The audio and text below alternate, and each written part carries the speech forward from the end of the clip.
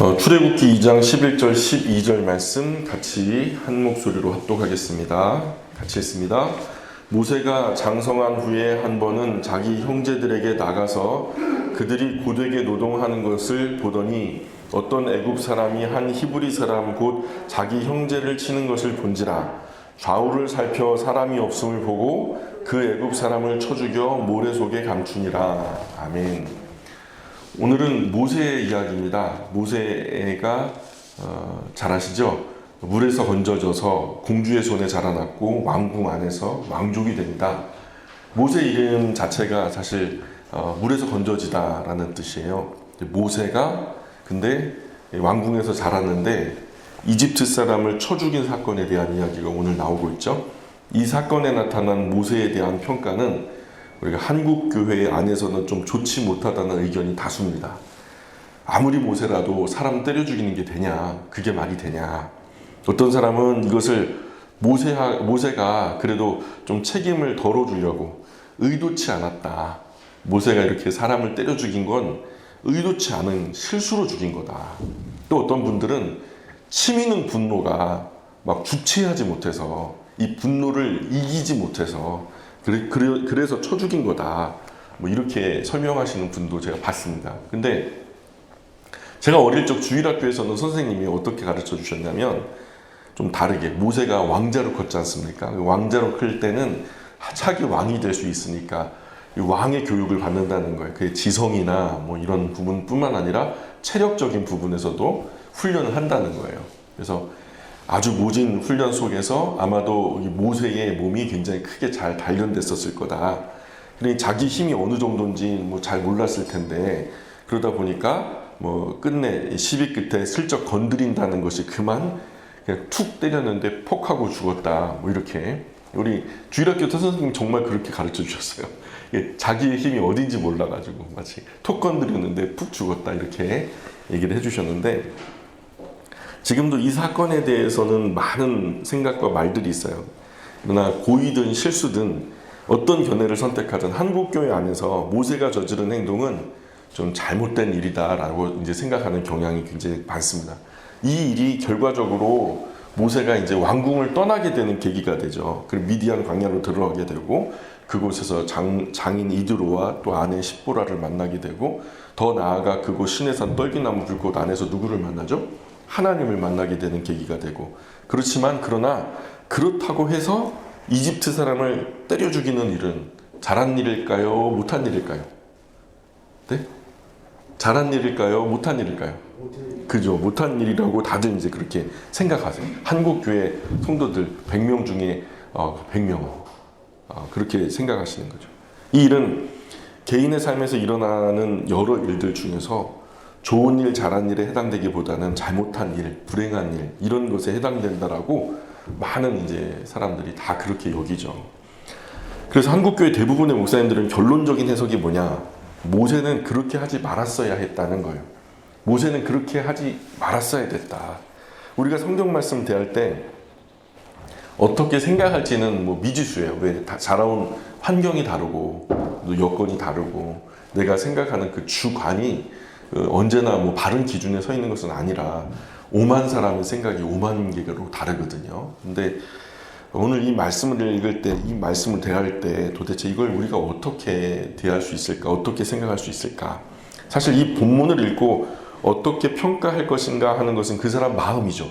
예, 그 사람 마음인데 그러나 우리가 이 소설책을 읽는 게 아니잖아요. 소설책이야 우리가 읽고 우리 나름대로 해석해 버리면 그만이에요. 나는 그 소설책을 이렇게 읽었다. 그러면 누가 뭐라 그러겠어요? 근데 우리가 소설책 읽는 게 아니죠. 우리는 하나님의 말씀이라고 하는 성경을 읽는 거예요. 그 때문에 해석의 자유라 이런 말은 사실 어울리지 않아요. 이것은 의도를 가지고 하나님이 성령 하나님의 감동으로 39명의 저자를 통해서 1600년 동안 기록한 책이기 때문에 명명백백하게 하나님의 주관, 하나님의 기준이 선명하게 나타나고 있는 것이 하나님 말씀인 성경이에요. 그래서 성경을 읽을 때 이건 뭐 내 마음이야, 해석의 자유야 이런 말은 있을 수가 없어요. 그리스도인에게는 그런 말은 합당하지 않아요. 나는 성경을 이렇게 읽었어. 그거는 그분 생각이고 사실은 하나님이 어떻게 생각하시는가가 정말 중요한 거예요. 우리는 그것을 찾아가기 위한 성경 읽기를 하는 거예요. 우리가 이것을 더 세련되게 풀어내고 삶의 모든 어려움을 만날 때 이 말씀들을 활용해서 뭐 어려움을 극복하는 거, 그럼 목적론적인 거고, 사실 하나님은 그렇게 우리에게 말씀을 내려주신 것이 아니라 명백한 의지와 뜻이 성경 안에 담겨 있기 때문에 우리는 이 하나님의 말씀을 하나님의 의중을 헤아리면서 읽는 것이 바른 것이다. 그래서 하나님의 뜻이 뭘까? 하나님의 의도가 뭘까? 하나님의 의중이 뭘까? 이런 것들을 헤아리는. 그렇기 때문에 내가 느끼는 감정대로 본문을 함부로 마음대로 이해하면 된다, 안 된다? 안 된다는 거예요. 이런 면에서 모세가 이집트 사람을 쳐 죽인 이 사건에 대해서는 명백한 살인은 살인이죠. 그죠? 이 때문에 명백하게 잘못한 일이라고 여기고 부정적인 것이 사실이라고 다들 믿고 있거든요. 정상적인 사람이라면은 이 살인 사건을 긍정적으로 볼 수가 없어요. 일반적으로 사람이 사람을 죽인다. 아무리 아름다운 이름을 붙여도 살인은 살인인데, 이때 모세가 한 행동이 하나님의 구속 역사 안에서 비추어 볼 때 어떤 의미가 있을까에 대한 생각보다는 당장 살인이라고 하는 것이 주는 나쁜 이미지 때문에 모세가 지금 악하게 보이는 게 사실이거든요. 때문에 많은 사람은 모세의 살인이 잘못은 잘못이다. 그런데 이제 조금 좀 덜어주기 위해서, 그 죄의 무게를 덜어주기 위해서, 우리의 영웅이잖아요. 그래도 모세는 우리 영웅이니까 영웅의 짐을 좀 덜어주기 위해서 첫 번째는 실수로 죽였다. 실수로 죽였다. 목사님들이 강단에서 늘 하는 말씀, 10명 중에 9명은 다 그렇게 말씀하세요. 실수로 죽였다. 또 두 번째는 분을 이기지 못해서, 주체할 수 없는 분노 끝에, 주체할 수 없는 분노 끝에 죽였다는 거죠. 그래서 그건 어떤 거예요? 주체할 수 없는 분노 속에 했으니까 그것도 실수다. 이렇게 얘기하는 거죠. 그러나 성경이 이 사건에 대해서 어떻게 평가할까? 이걸 우리가 생각해 봐야 돼. 그건 중요한 거예요. 앞에서 우리 앞선 믿음의 선배들이 어떻게 해석했는지, 뭐 한국교회 강단의 100개 교회 중에서 99개 교회가 어떻게 해석하고 있는지, 그거 중요한 게 아니에요. 성경 자체에서 이 사건에 대해서 어떻게 이야기하고 있는가, 이게 정말 중요한 거거든요. 자, 그래서 성경에 대해서, 성경 안에 나타난 이 사건에 대한 평가를 오늘 이 시간 우리가 찾아보려고 해요. 첫 번째는요, 제가 이런 의구심이 들어요. 모세가 실수로, 우발적으로, 의도하지 않게 이 이집트 사람을 쳐 죽였을까? 이 주장은 아주 쉽게 반박이 가능해요. 절대 아니다. 이 성경 이미 우리가 읽은 성경 안에 이 해답이 나오고 있어요. 2장 본문 말씀 보세요. 모세는 노동 현장에 나갔죠. 그죠? 자기 동포들, 히브리 민족, 노예가 된 이 노동 현장에 나갔을 때 참혹한 노동의 현장을 눈으로 목격해요. 자기 동포요, 형제들이 고된 노동에 시달리는 것을 보면서 가슴 아파하죠. 그런데 어떤 이집트 사람이 히브리 사람을 치는 거예요. 아마도 히브리 사람들은 노예일 거고, 또 이제 이집트 사람은 그 노예를 부리는 입장이었을 거란 말이죠. 자, 그런데 그 기록을 한번 보세요. 11절에 모세가 장성한 후에 한 번은 자기 형제들에게 나가서 그들이 고되게 노동하는 것을 보더니 어떤 애굽 사람이 한 히브리 사람 곧 자기 형제를 치는 것을 본지라. 자, 고된 동포들의 노동과 그런 고된 동포들을 때리는 것을 보는 거예요. 이 노동만으로도 서러운데 거기다가 그 동포들을 때리는 것을 본 거예요. 그 결과 12절에서 동포를 때렸던 이집트 사람을 쳐 죽이잖아요. 그런데 이 죽이는 장면에서 12절에 나타난 모세의 행동을 가만히 살펴볼 필요가 있어요. 이게 정말로 우발적으로 또는 실수로 우연히 이런 사건이 벌어졌는가? 어떻게 기록하고 있나요? 12절 보세요. 출애굽기 2장 12절 같이 읽어볼까요? 시작. 좌우를 살펴 사람이 없음을 보고 그 애굽 사람을 쳐 죽여 모래 속에 감추니라. 아멘. 자, 어때요? 모세가 이집트 사람을 쳐 죽인 것은 실수인가요? 절대 아니죠. 절대 아니죠. 주위에 사람이 있는지 없는지 살폈어요. 이 우발적이면 이렇게 안 하죠. 계획살인이죠. 그잖아요. 계획이잖아요. 있으면 어떻게 했을 거예요? 안 했겠죠. 없으니까 한 거죠. 이건 계획인 거예요. 의도가 명백하게 보이죠. 그리고 아무도 보이지 않으니까 보이지 않고 나를 보는 사람이 없다는 것을 확인하고서 쳐 죽이죠. 그리고 그 죽은 이집트 사람을 어떻게 해요? 모래에 파묻어서 감춰요. 명백하게 고의적인 살인이었고 계획된 범행인 거예요. 앞서 말씀해 주신 우리 주일학교 선생님 가르쳐 주셨던 슬쩍 툭 건드렸더니 팍 하고 죽었다, 이 말이 안 돼. 이거는 제가 잘못 배운 거고. 그러니까 앞서서 이 두 가지 뭐 실수를 했다라든가 아니면 뭐 주체할 수 없는 분노에 다 이 말이 안 돼요. 이게 실수라고 주장하는 사람들은 이거 지금 12절 한 절만 봐도 할 말이 없어요. 아주 기초적인 성경 읽기가 잘 안 되는 사람들이에요. 그렇다면 자, 여기까지는 따라오셨죠? 그렇다면 두 번째, 모세는 이집트 사람을 쳐 죽이지 말았어야 했는데 그 분에 못 이겨서 주체할 수 없는 분노 속에서 저지른 실수일까? 이것을 또 한번 봐야 되죠. 아까 이제 말씀했던 것처럼. 근데 이 지금 출애굽기 2장의 사건을 사도행전에서 지금 설명하는 데 있어요. 7장 가보실까요? 사도행전에서. 이 병행 성경 구절이라고 해갖고 이 같은 사건을 다른 성경이 설명하는 경우가 있거든요.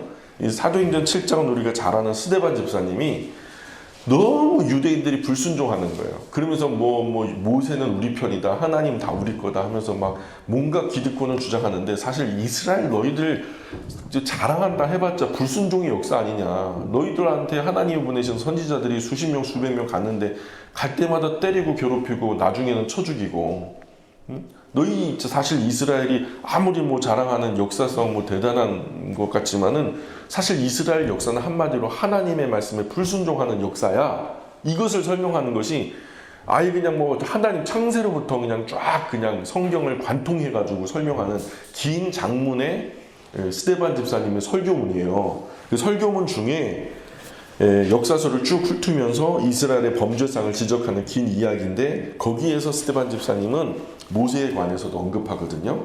그런데 모세가 이집트 사람을 죽인 것에 대해서 이렇게 설명해요. 7장, 사도행전 7장 24절 한번 보세요. 사도행전 7장 24절 한번 같이 읽어보겠습니다. 시작. 한 사람이 원통한 일 당함을 보고 보호하여 압제받는 자를 위하여 원수를 갚아 애굽 사람을 쳐 죽이니라. 야, 이거 뭔가 뉘앙스가 이상해요. 우리가 여태까지 생각했던 우발적 살인이라든가 실수의 살인이라든가 이런 것으로 좀 꿰기에는 좀 이상해요. 스데반 집사님이 해석하는 것은 다른 뉘앙스에 전혀 달라요. 사도행전 7장에서 지금 모세를 비방하는 것처럼 느껴져요? 옹호하는 것처럼 느껴져요? 스데반 집사님이 지금 설교 중에 모세를 비방하는 것처럼 느껴져요? 옹호하는 것처럼 느껴져요? 그죠? 옹호하는 것처럼 느껴지죠? 아무리 봐도 사도행전 7장 24절의 기록은 모세가 이집트 사람을 쳐 죽인 일을 첫 번째로 어떻게 해석하고 있냐면, 원통한 일 당하는 하나님의 백성을 보호하기 위해서. 첫 번째는 그거예요. 맞아요? 성경이 그렇게 설명하고 있으니까 분명하죠. 원통한 일을 당하는 하나님의 백성을 보호하기 위해서고, 두 번째는 뭐예요? 압제받는 자의 원수를 갚는 일로 평하고 있는 거예요. 압제당하는 사람, 억울하게 압제당하는 사람들의 원수를 갚는 일로 평가를 하고 있는 거예요. 누가? 스데반 집사님이. 어디서? 사도행전 7장 24절에서.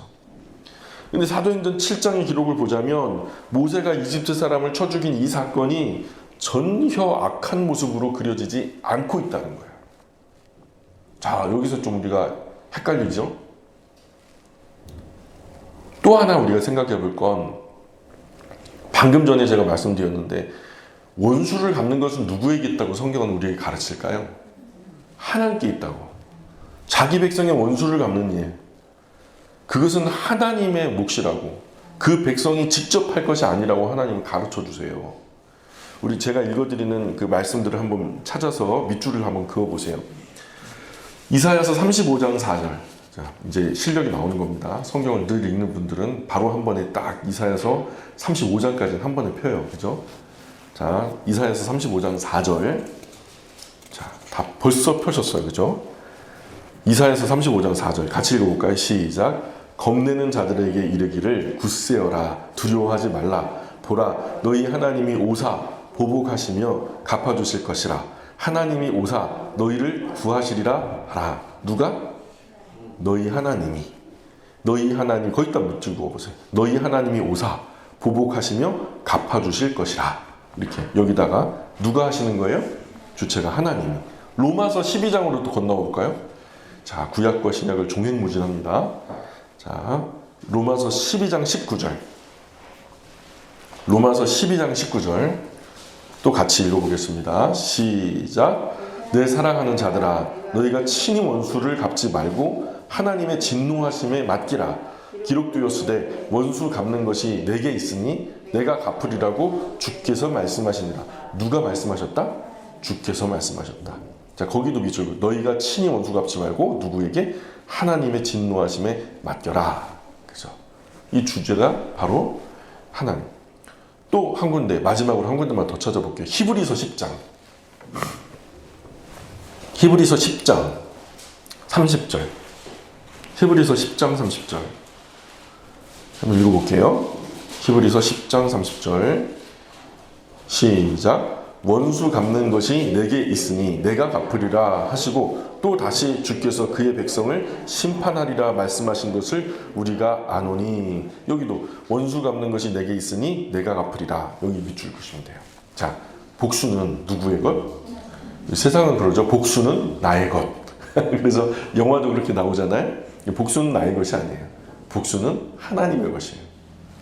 자, 자기 백성의 원통한 일을 보복하시는 것은 하나님께서 하시는 일이다 라는 것을 성경은 우리에게 잘 안내하고 있죠. 이 원수 갚는 것은 자기 자신에게 주어진 일이 아니었다는 말이에요. 그런데 사도행전은 지금요, 7장 우리가 읽었던 7장 24절에서 사도행전은 모세의 이 행위를 마치 그런 하나님의 갚으심처럼 하나님이 그렇게 하시는 것처럼 설명을 해요. 마치 모세는 지금 어떤 거예요? 하나님의 손에 들려진 도구처럼 하나님의 손을 대신해서 하나님의 백성을 보호하고 그 압제로부터 건지는 하나님의 구원의 손길로 그려지고 있는 거예요. 이런 생각은 저희 개인적인 생각이 아니라 뭐 5만 사람 5만 가지 생각으로 갈라진다고. 근데 그게 아니라 성경의 맥락이 그래요. 사도행전 7장 24절 우리가 읽었죠? 바로 그 다음 절 한번 읽어볼까요? 사도행전 7장 25절 한번 보세요. 그러면 우리가 생각이 점점 뚜렷해져요. 자, 사도행전 7장 25절 같이 읽습니다. 시작. 그는 그의 형제들이 하나님께서 자기의 손을 통하여 구원해 주시는 것을 깨달으리라고 생각하였으나 그들이 깨닫지 못하였더라. 자, 25절은 우리에게 뭘 가르쳐줘요? 모세는 이집트 사람을 때려 죽일 때 단순한 개인적인 감정으로 그 일들을 행한 것이 아님을 오늘 본문 구절에서 분명하게 나타나는 거예요. 자, 맞죠? 모세는 고의적으로 살인을 저질렀어요. 계획적인 범행을 저질렀어요. 그런데 그 범행조차도 자기 민족, 동포, 형제들이 지금 하나님이 모세 자신을 통해서 그들의 구원을 이루고 계신다는 사실을 깨달으라는 거예요. 모세를 구원자로 세우셨다는 거예요.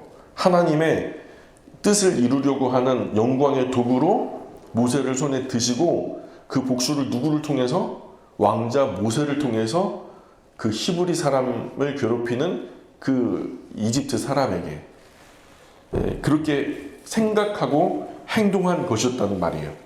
모세 자신의 행동이 하나님을 대신하는 거라고 생각했다는 거예요. 성경이 설명하는 바가 그래요. 그에 관해서 성경의 평가 역시도 모세의 생각과 일치하고 있어요. 성경에 의하면 모세가 이집트 사람을 쳐 죽인 일은 하나님께서 모세의 손을 빌어 이스라엘의 원수를 갚으신 보복 행위였다는 거예요. 그리고 스테반 집사님은 사도행전 7장에 나타난 이 사건의 해설을 통해서 모세를 받아들이지 않았던, 왜냐하면 이집트 파라오를 찾아가 자꾸만 들쑤시니까 이집트 파라오가 열이 받아가지고 더 고된 노역을 주고 집도 주지 않으면서 벽돌은 더 여상하게 같은 숫자로 바치라 하니까 화가 나가지고 모세 너 때문에 우리가 더 고생하잖아 하면서 결국 구원자로 보낸 모세를 갖다 거절하더라는 거예요. 그런 모세를 받아들이지 않았던 이스라엘의 불순종을 지적하면서 봐라, 너희들의 역사가 다 불순종이었잖아. 구원자 모세가 왔는데도 너 모세를 갖다 받아들인 게 아니라 너희들 처음에는 어떻게 했어? 그 기적 이사 봤음에도 불구하고 모세 때문에 우리가 이런 고생한다 하면서 원망하지 않았냐. 이런 설명을 스테반 집사님이 하고 있는 거예요. 그뿐 아니라 모세의 나이가 40이 되어 이스라엘 백성 돌아볼 마음이 생겼다. 성경이 그렇게 말해요. 7장 사도행전 7장 23절 보세요. 사도행전 7장 23절 한 절 바로 앞인데 나이가 몇이 되매? 40이 되매 그 형제 이스라엘 자손을 돌아볼 생각이 있는 하필 왜 40이 돼서 그럴 마음이 들까요? 예? 여러분 여기 자리에 앉으신 분들은 대부분 40이 넘으셨죠? 안 되신 분들이 절반 있으신가 보다. 예, 아니 20대 초중반이 많으시네요, 그죠? 자, 생각해 보세요. 내가 나이 40에 어떤 생각했는지 기억나세요? 부러, 그죠? 그 나이에 잘 생각이 잘 안 나요, 그죠? 근데 중요한 건 하필이면 나이 40이 됐는데 그 형제 이스라엘 자손을 돌볼 케어하다라는 돌볼 생각이 났다는 거예요. 왜 아수에로가 그 궁중일기가 왜 하필이면 그날 저녁에 궁중일기를 그 지루한 궁중일기를 읽으려고 했을까요? 예? 모르드게의 그 위대한 어떤 업적, 자신의 생명을 구원해준 모르드게의 그 기록을 하나님께서 읽히신 거 아니에요? 그죠? 그런 것처럼 지금 여기서도 모세가 왜 나이 40이 됐는데 그 형제 이스라엘 자손을 돌아볼 생각을 했냐는 거예요. 그런데 이에 대해서 히브리서 11장의 말씀은 이렇게 기록을 해요. 히브리서 11장 한 번만 죄송하지만 한 번 더 갈게요. 히브리서 11장 24절, 25절, 26절에 히브리서 11장 24절, 25절, 26절에 같이 한번 읽어볼게요. 믿음으로 모세는 장성하여 바로의 공주의 아들이라 칭함받기를 거절하고 도리어 하나님의 백성과 함께 고난받기를 잠시 죄악의 낙을 누리는 것보다 더 좋아하고 그리스도를 위하여 받는 수모를 애굽의 모든 보화보다 더 큰 재물로 여겼으니 이는 상 주심을 바라봅니다. 아멘. 자, 여기서 모세가 이스라엘 백성을 향해서 나간 행위를 잠시 죄악의 낙을 누리는 것을 포기했다 이렇게 말해요. 잠시 죄악의 낙을 누리는 것을 포기했다. 더 나아가 뭐라 그래요? 그렇게 고생하고 고통받는 그 수모를 어떻게 표현하고 있냐면 그리스도를 위하여 수모를 받는 것. 그리스도는 구원자란 뜻이죠. 구약에서 히브리어로 표현하자면 메시아. 그죠? 모세는 상징성을 가져요. 오실 예수님의 예표예요. 오실 예수님의 그림자거든요. 근데 그 모세가 지금 그리스도를 위하여 자기는 그림자가 되어서 오실 예수 그리스도를 위하여 수모받는 것을 기쁘게 여겼다 이렇게 표현하는 거예요. 이런 표현은 모세가 행한 것에 대해서 잘못한 일이라고 지적하는 대신에 오히려 모세가 선택하고 행동한 그 일이 얼마나 멋진 일인가 이렇게 칭찬하는 느낌이에요.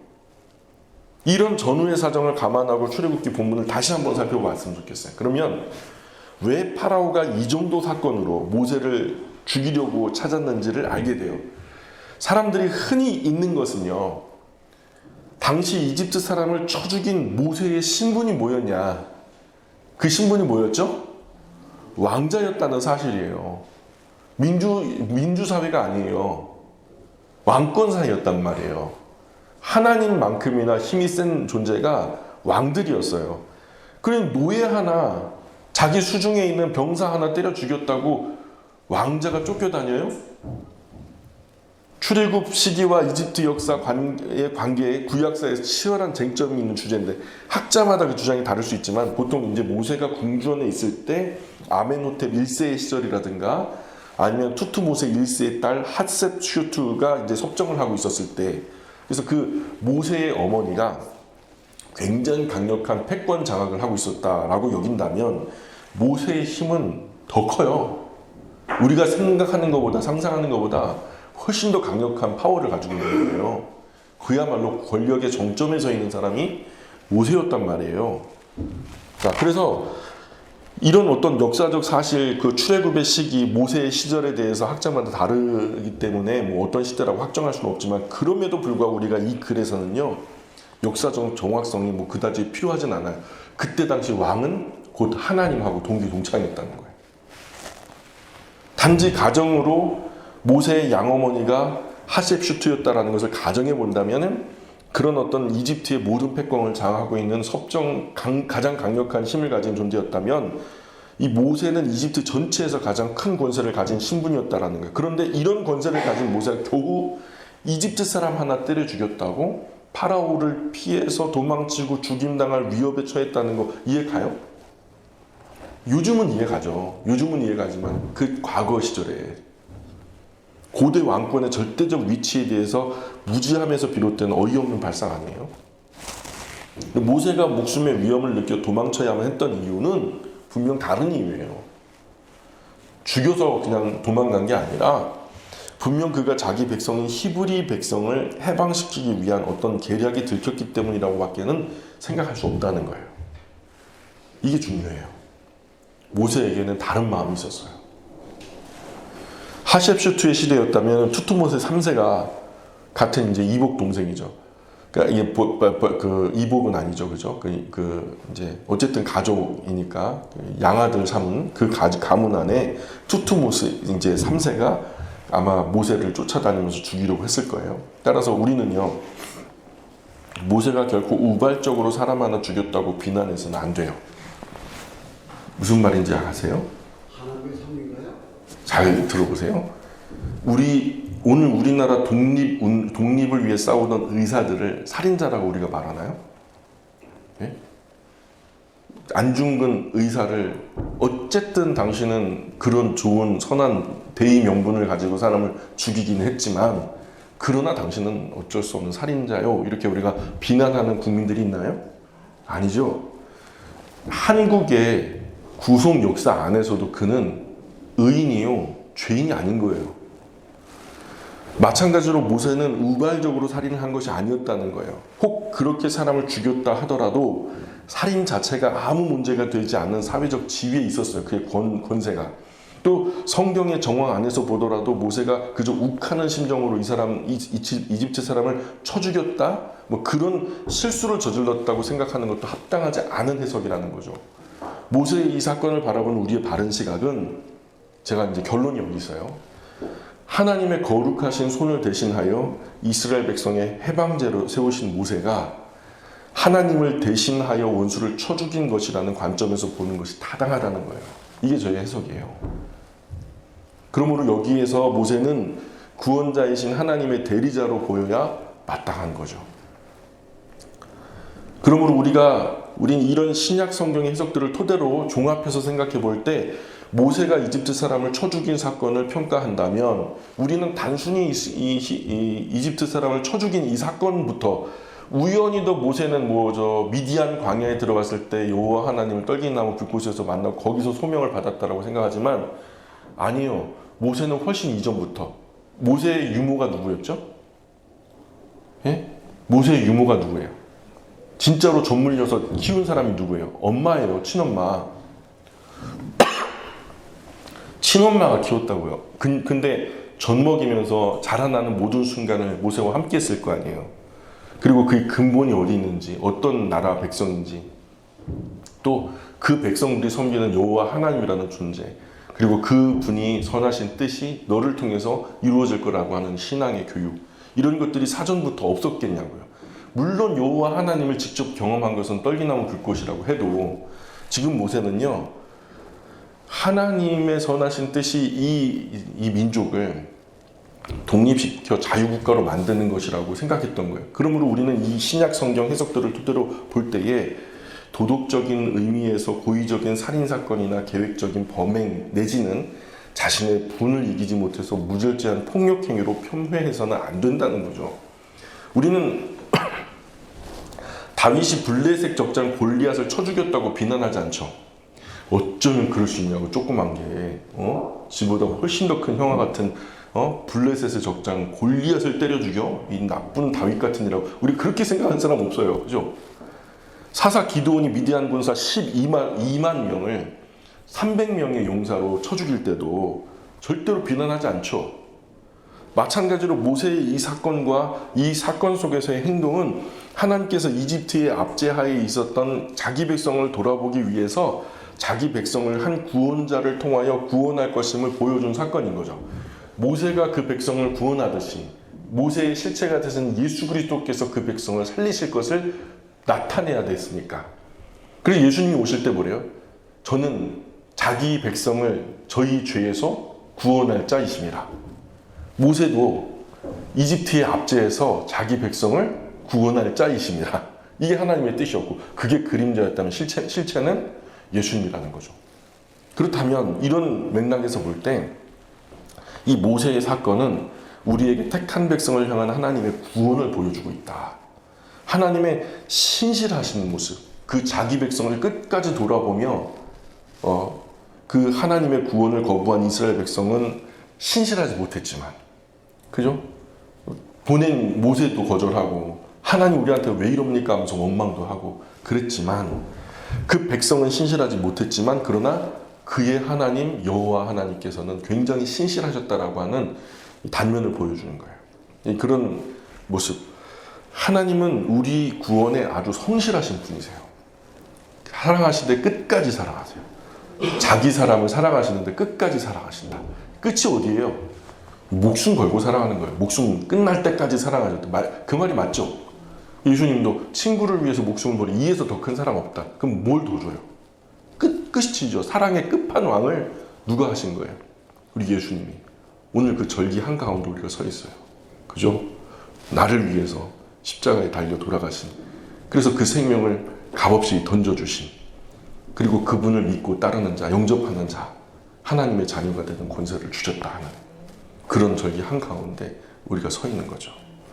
우리 일상에서 과연 그러면 그 성실하신 하나님의 구원 앞에 우리는 일상에서 그런 하나님 앞에 성실한가, 이것을 좀 되돌아보는 사순절기 마지막이 되었으면 좋겠다. 오늘 이 말씀 이렇게 좀 마무리하도록 하겠습니다. 기도할게요.